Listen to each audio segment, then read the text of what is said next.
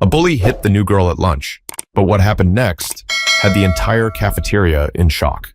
The cafeteria at Westbrook High was so loud you could barely hear your own thoughts, until the sound of a tray hitting the floor sliced through the noise like a gunshot. Every head turned, food splattered across the white tiles, and standing in the middle of it all was Nia Coleman, her gray hoodie streaked with orange spaghetti sauce. Across from her stood Logan Pierce, 6 feet tall, captain of the soccer team, and the kind of guy everyone either feared or followed.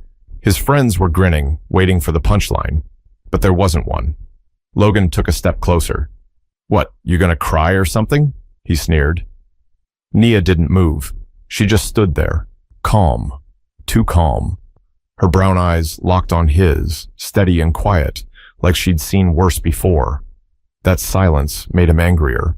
"Say something," he shouted, his voice echoing off the walls. But she didn't. Instead, she crouched down, started picking up her tray, slow, deliberate, ignoring the laughter that rippled through the tables. Her hands trembled slightly, but her face stayed unreadable. Then Logan shoved her shoulder, hard.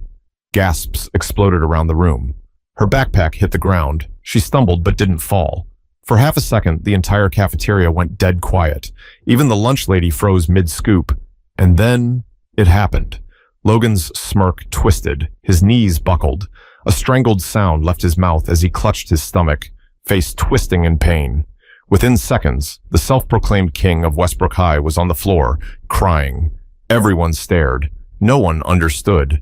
"Yo, what did the... Logan?" one of his friends stammered.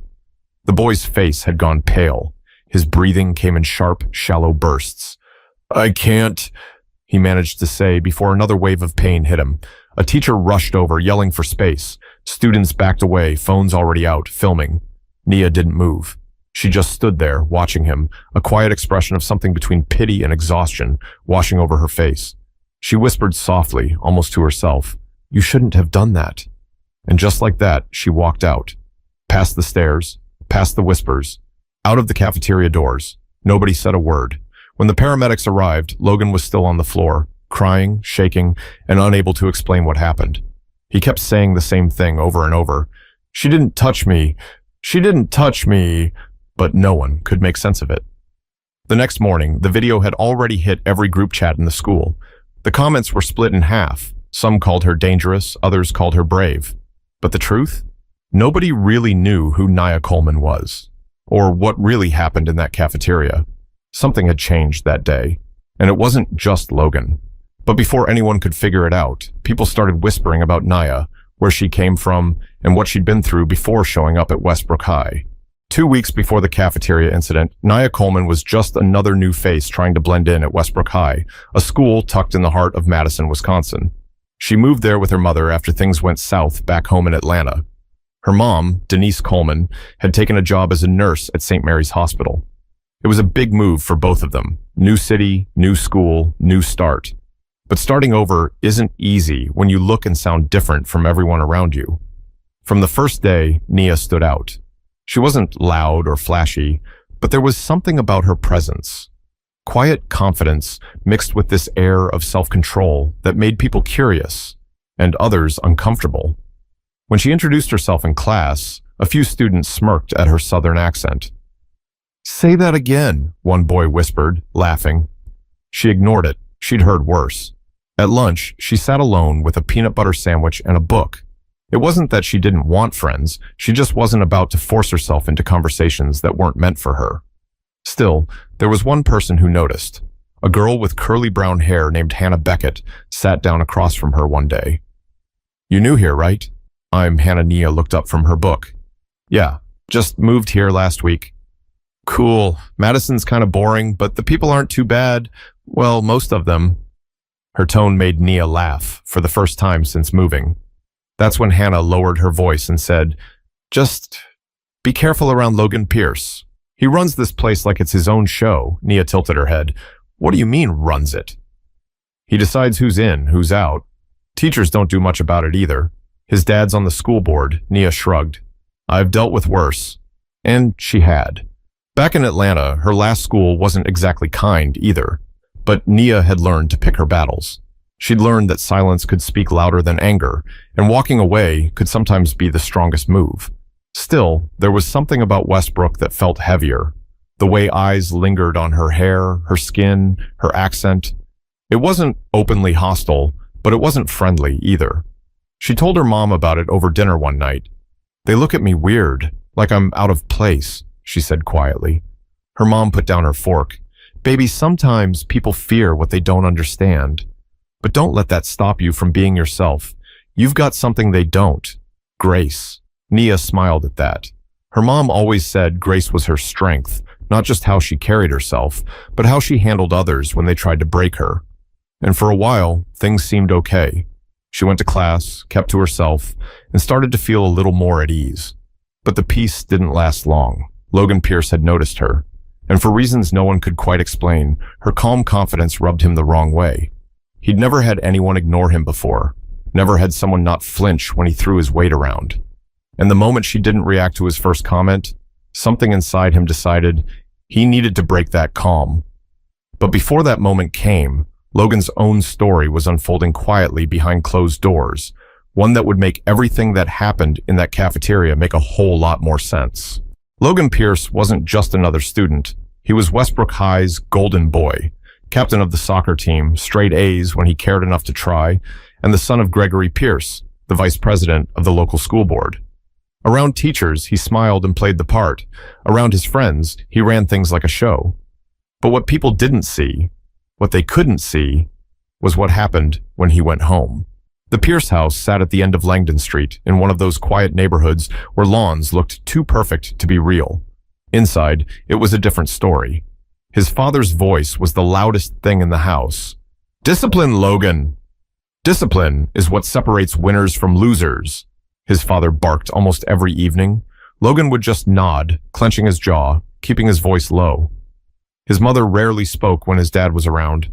She just moved through the house quietly, like a shadow. The pressure never stopped. It didn't matter if Logan scored 2 goals or aced his tests. His father always found something missing. "You could have done better. You always stop short." At school, though, Logan had control. He was the one calling the shots. He decided who was popular, who got humiliated, and who was invisible. It was cruel, sure. But for him, it was power. And power was the only thing that ever made him feel safe. When Nia showed up, that safety cracked a little. He first saw her in the hallway outside history class. She was leaning against the wall, reading something while waiting for the bell. Her earbuds dangled loose, her hair pulled up in a bun, her eyes focused. She didn't even look up when he walked by with his friends. He made a joke loud enough for her to hear, something about Southern charm. No reaction. He tried again the next day. "You don't talk much, huh?" Still nothing. She just said quietly, "Not to people who talk nonsense." His friends laughed, but not at her, at him, and that stung. From that moment, she was in his head. He told himself she was disrespectful, arrogant, acting like she was better than him. But deep down, it wasn't anger he felt. It was something else, something he didn't know how to deal with. At night, he'd stare at his ceiling, replaying it. Why did she make him feel so small without even saying much? Why did her silence bother him more than any insult? The next week, his father found out he'd been benched for 1 game after skipping practice.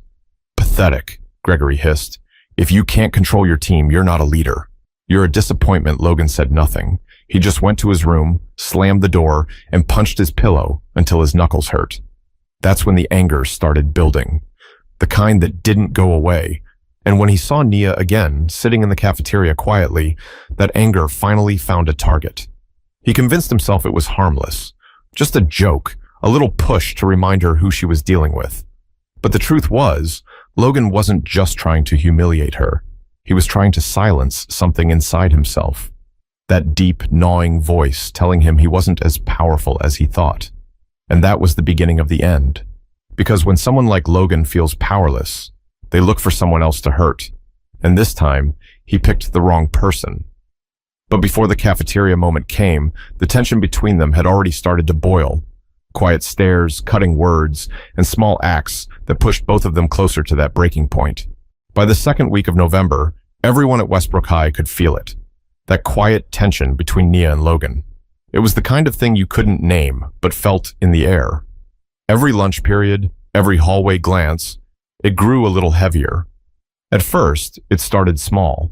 Logan would whisper something when she walked by, little jabs that seemed harmless on the surface, but cut deep all the same. "Careful, she might hex you," he'd joke once, earning laughs from his table. Nia just kept walking, holding her tray tight, pretending not to hear. Hannah noticed. "Why don't you tell someone?" she asked one afternoon as they walked out of English class. Nia shook her head. "And say what? That he doesn't like me? They'll just tell me to ignore him." Hannah frowned. "Yeah, but this isn't normal. He's obsessed with you, Nia. You should see the way he stares." Nia didn't respond. She didn't like giving people like Logan power by talking about them. But deep down, she felt it too. That sense that he wasn't done with her yet. In the cafeteria, the pattern repeated every day.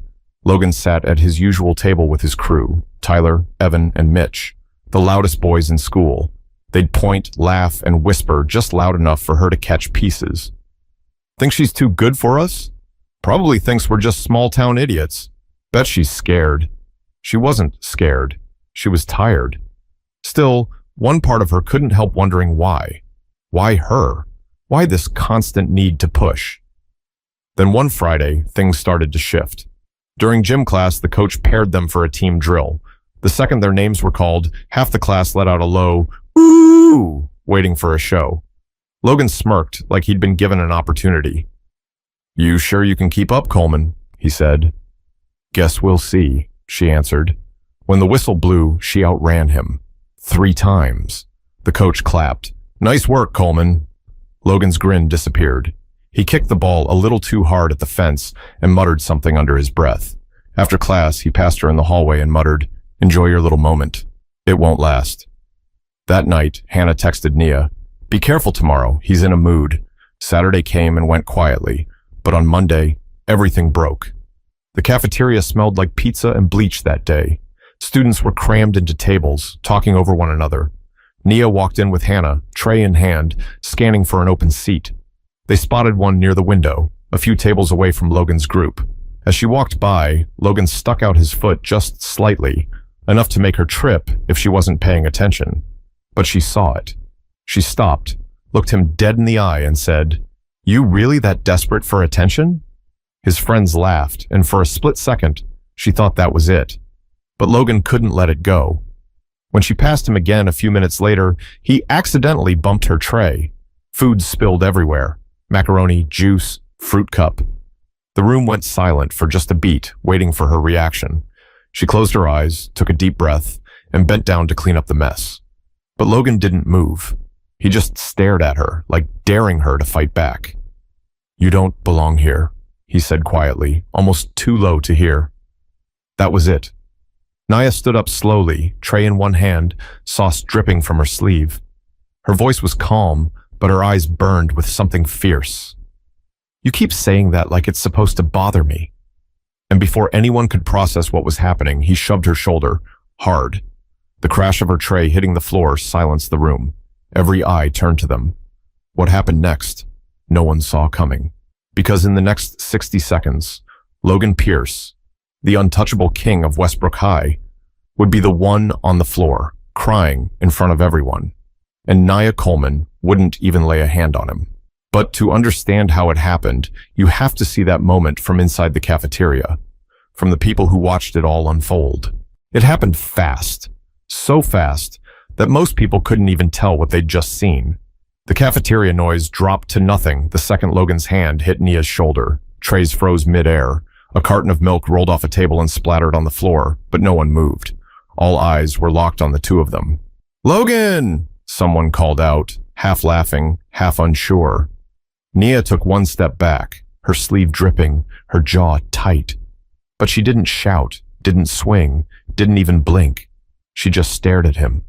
For a second, Logan looked proud, like he'd won, like he finally cracked her calm. Then his smile faltered. He blinked, eyes darting from her face to his hands, like he wasn't sure what was happening. His breath hitched. "What the?" He bent over slightly, one hand gripping his stomach, his face twisted in pain. At first, everyone thought he was faking it, another show for attention, but then he dropped to his knees. A low, choked sound left his throat, and the whole room froze. "Yo, Logan?" "Bro, you good?" Tyler asked, stepping closer. Logan didn't answer. His face was pale now, his body shaking. His friends backed away. Someone yelled for a teacher. Mrs. Arnold, the cafeteria supervisor, came running over.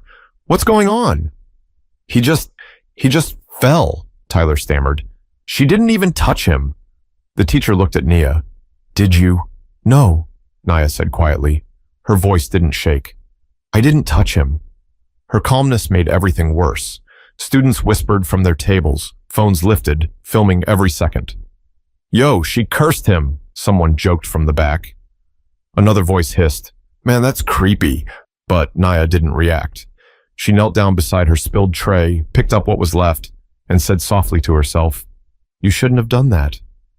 Then she stood, walked past everyone, and left. The door slammed behind her, and the silence that followed was almost unbearable. Paramedics arrived minutes later. They carried Logan out on a stretcher while he mumbled, "She didn't hit me. She didn't hit me," over and over like he was convincing himself. That clip, those exact words, were all over social media by the end of the day. "She didn't hit me" became a meme, a joke, a rumor magnet. Some said she practiced martial arts and hit him faster than anyone could see. Others swore she did something psychological, whatever that meant. One rumor said her dad was some kind of soldier who taught her pressure points. The truth? Nobody knew. But one thing was clear. Logan wasn't the same after that day. He didn't come to school the next morning, or the day after. For a week, his friends whispered about how weird he'd been since it happened, jumping at noises, keeping to himself, not eating lunch. Meanwhile, Nia came to school every day like nothing had happened, sat at her table, ate her sandwich, went to class. People avoided her at first, unsure what to believe, but Hannah stayed close. "You okay?" she whispered one day. "I'm fine," Nia replied, eyes on her notebook. "He just learned something he needed to learn." "What's that?" "That power doesn't always look the way you think it does." The bell rang before Hannah could ask more. By the end of that week, the principal's office called both families in. Nia's mom showed up still in her scrubs, calm but tired. Logan's father arrived in a suit, angry before even sitting down. He wanted Nia expelled. He wanted answers. But the school had no proof she'd done anything wrong. No contact. No evidence. Just a video of Logan collapsing on his own. So they let her go with a warning to be careful. Logan, though, was sent home for medical observation. His father wasn't happy about that. And that's when everything started to unravel. Because behind that angry father and the silent son was a truth that had been building for years, waiting to crack open. But before that truth came out, Logan's behavior would take a strange turn, one that even his closest friends couldn't explain. By the next morning, Westbrook High was in chaos. Students huddled in corners whispering, teachers pretended not to notice the tension, and the cafeteria, once the loudest place in school, felt like a crime scene. The video of Logan collapsing had spread everywhere. It wasn't just in student group chats anymore. It was on TikTok, local Facebook groups, even one of those weird small-town mystery Reddit pages. The caption under most clips read, "The girl who made the bully cry without touching him." Some laughed, others said it was fake. But for the people who were there, it was very, very real. Nia could feel it the second she walked into the hallway. Eyes followed her. Conversations stopped when she passed. Even some teachers gave her that cautious look. The one that said, "I don't know what you did, but I don't want it to happen to me." Hannah tried to lighten the mood. "You know, if this whole school thing doesn't work out, you could start your own self-defense class." Nia smirked. "Maybe." Step 1. Stay calm. But beneath the humor, she felt the weight of it. She never wanted attention like this. All she wanted was peace. A normal school year, friends, quiet lunches. Instead, she was now the center of something strange and misunderstood. At home, her mom noticed the change. "How was school?" Denise asked one night as she reheated leftovers. "Fine," Nia said automatically. Her mom raised an eyebrow. "That kind of fine, or the don't ask me any more questions kind of fine?" Nia sighed. "People keep talking about what happened. They're making up stories. Some of them sound crazy." Denise leaned against the counter, arms crossed. Baby, people love to talk when they don't understand something. But you know who you are. Let them talk. Nia nodded, though part of her still wondered why Logan reacted the way he did. She hadn't hit him. She hadn't even raised her voice, but she had said something. Something simple, but something that hit deeper than she realized. Meanwhile, Logan was spiraling. His friends texted him, but he barely replied. When he did, it was short. Not feeling well. Drop it. Tyler told people he was seeing a doctor. He's been off, he admitted to a group at lunch. Like, jumpy. I tried to joke about the video and he snapped. Others said he hadn't slept since that day. His mom started showing up to school to talk to the principal, while his dad made angry phone calls to the district. By the end of the week, the rumor mill shifted again, this time toward Logan. Some said it was guilt. Others said karma. One kid whispered that Logan saw something when he looked into Nia's eyes that day, something that messed him up. And as ridiculous as that sounded, the way he started acting made people wonder. He came back to school the following Monday. His swagger was gone.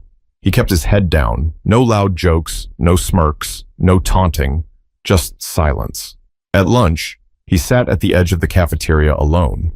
When Nia walked in, his eyes flickered up for a second, then quickly dropped back to his tray. Even Hannah noticed. Okay, what's his deal? He looks like he saw a ghost. Nia hesitated. Maybe he finally saw himself. For a while, things seemed to calm down. The gossip faded. Teachers pretended everything was normal. But the story didn't end there. Because Logan wasn't just quiet. He was different. He stopped hanging out with his old friends. He avoided the soccer field. He flinched when people touched his shoulder. And one afternoon, after school, Hannah spotted him sitting alone in the parking lot, staring at nothing. When she told Nia about it, Nia's first instinct wasn't anger or satisfaction. It was something closer to pity. Something's wrong with him, Hannah said softly. Nia nodded. Yeah, but it's not me he's fighting. That night, as she lay in bed, she couldn't stop thinking about that moment in the cafeteria. The look in his eyes just before he fell. It wasn't pain she'd seen, it was fear, and that fear didn't come from her. It came from somewhere else. Something that had been living inside him long before she ever showed up. But what no one at Westbrook knew was that Logan's collapse wasn't the beginning of his breakdown. It was the first time anyone saw it. And the truth behind it would finally come out sooner than anyone expected. It was the guidance counselor, Mr. Travis, who finally called Logan in. He'd been watching him closely since the incident. The quietness, the slipping grades, the hollow stare during class.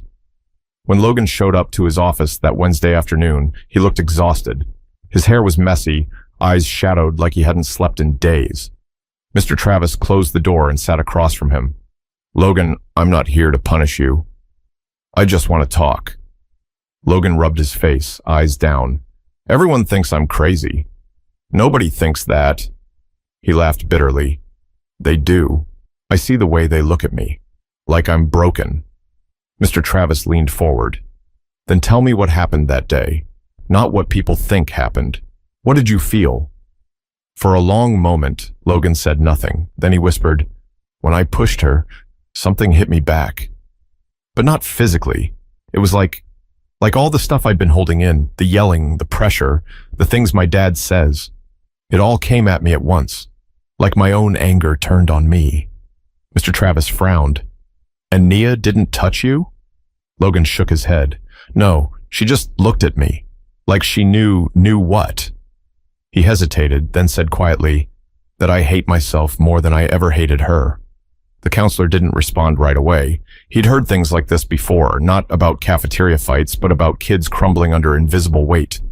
Logan, he said softly, what's going on at home? Logan's jaw tightened. My dad, he doesn't think I'm enough. Never has. It's always something. Grades, soccer, attitude. He calls it tough love. I call it losing myself. Mr. Travis nodded slowly. You've been angry for a long time. Yeah, Logan muttered. And that day, I thought if I could make someone else feel small, I'd feel big again. He looked up, eyes glassy. But when I saw her just standing there, calm, not scared, It was like everything I've done to people came back on me. Like I finally saw who I really am, and I hated it. For the first time, Mr. Travis saw not a bully, but a kid who'd never been allowed to feel weak without punishment. Meanwhile, Nia didn't know about this conversation. She was sitting in the library after school working on a history paper when someone tapped her shoulder. It was Logan. She looked up slowly, cautious. He looked nothing like the loud boy from before. His voice was quiet. "Can we talk?" The librarian gave them a glance but didn't intervene. They stepped outside into the empty hallway. Logan swallowed hard. "I don't know how to start. I'm sorry." Nia didn't respond right away. She crossed her arms, watching him. "You think sorry fixes what you did?" "No," he said quickly. "I don't. I just needed to say it."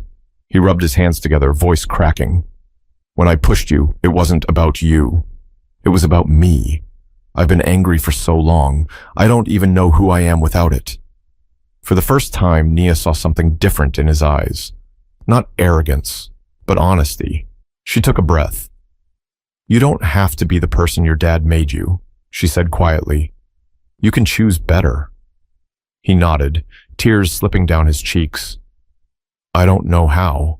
"You start by meaning what you just said." They stood in silence for a moment, the kind that didn't feel tense this time. Then Nia added, "What happened in that cafeteria? That wasn't me doing something to you. That was you finally facing yourself." Logan nodded slowly. "I know." Before walking away, she said softly, "You still have time to change. Just don't waste it." That night, Logan sat in his room, staring at the wall covered with trophies his father forced him to earn. For the first time, he didn't feel proud. He felt empty. Downstairs, he heard his parents arguing again. This time, he didn't yell, didn't break anything. He just closed his door, grabbed his notebook, and started writing. He wrote for hours. Everything he never said, everything he'd buried. And when he was done, he wrote one last sentence. "I'm done being the person who hurts others to feel alive." The next day, he went to Mr. Travis's office and signed up for peer counseling sessions, the same program Nia had joined a week earlier to help new students adjust. And that's where they saw each other again, not as enemies, but as two people learning how to rebuild what anger had broken. But before their story could end, there was one last moment between them, one that would remind everyone watching that strength isn't about power, it's about grace. The following Friday, the school gym was set up for an assembly on respect and empathy, something the principal called a learning moment after what happened in the cafeteria. Most students rolled their eyes, thinking it'd be another boring lecture, but then they saw who walked onto the stage, Nia Coleman, and right beside her, Logan Pierce. The murmurs started instantly. Phones came out. Even the teachers looked unsure, but when Nia took the microphone, her voice was steady. "I didn't want to be up here," she began. "I didn't want attention. I just wanted peace." The crowd went still. She looked over at Logan before continuing. "A few weeks ago, something happened that shouldn't have. But what shocked me wasn't the shove, or the videos, or the rumors. It was how fast people turned it into a story instead of seeing the people inside it." Her eyes swept across the crowd. "Every one of us is fighting something we don't talk about. Pain, pressure, family stuff, fear. We think if we bury it, it goes away. But it doesn't. It spills out. Sometimes it hurts other people." Then she paused and stepped aside. Logan took the mic, his hands shaking a little. He looked out at the sea of faces, many of them kids who used to laugh at his jokes. "I was that person. I made people feel small because it made me feel big. I thought power meant control. I thought being feared meant being respected." He swallowed hard. "But I learned something that day in the cafeteria. Power isn't about making others afraid. It's about having the strength to face your own pain and not let it turn you into someone you hate." The room was silent. Even the teachers, who had probably expected a rehearsed apology, looked moved. Logan's voice softened. "I hurt someone who didn't deserve it. And the worst part is, she gave me more grace than I gave her humanity." He looked at Nia. "I can't take back what I did, but I can change what I do next." The applause didn't come right away. It came slowly, building like a wave. first from the back rows, then spreading forward until nearly the whole gym was clapping. Afterward, when the assembly ended, kids approached Nia, not out of curiosity, but out of respect. Some said, "Thank you." Some just smiled. Hannah hugged her tight. "You really did that," she whispered. Nia smiled faintly. He did too. Because in truth, both of them had changed that day. She had learned that silence could be powerful, but forgiveness, that was something else entirely. Later that afternoon, Logan found her by the lockers. No crowd this time, no cameras. "Hey," he said, "I talked to my dad last night." Nia looked up. "How'd that go?" Logan let out a small laugh. "It didn't fix everything. But I told him how I felt. For once, I didn't yell. I just said the truth." "That's a start," she said. He nodded. "You taught me something that day." "What's that?" "That calm doesn't mean weak, and standing your ground doesn't mean fighting back. Sometimes it's about not letting someone else's anger own you." She smiled. "Now you're getting it." The bell rang, echoing through the halls, and for a brief moment, everything felt normal again. Not because the past was forgotten, but because both of them had faced it. Nia walked toward her next class, the same quiet grace in her step that she'd carried since day one. But this time, the stares that followed her weren't filled with judgment. They were filled with something closer to admiration. Logan watched her go, then picked up his backpack and followed the hallway out into the sunlight, shoulders lighter than they'd been in a long time. That night, Nia wrote a single line in her journal before bed. "Sometimes, the strongest thing you can do is forgive the person who hurt you, even if they never deserved it." And maybe that's what life at Westbrook High had been missing all along. The reminder that change doesn't start with punishment. It starts with understanding. Because the truth is, you never know what someone's carrying. The smallest act of grace can change everything. Not just for them, but for you too. So here's the message. If someone's pushing you down, don't let their pain become yours. If you've hurt someone, own it. Learn, apologize. And if you ever see someone standing alone, be the person who walks over and says, "Hey, I see you." That's how change starts. Because strength isn't loud. It's quiet. It's calm. It's choosing peace when you could choose pain. And sometimes the most powerful thing you can do is simply walk away with your head held high.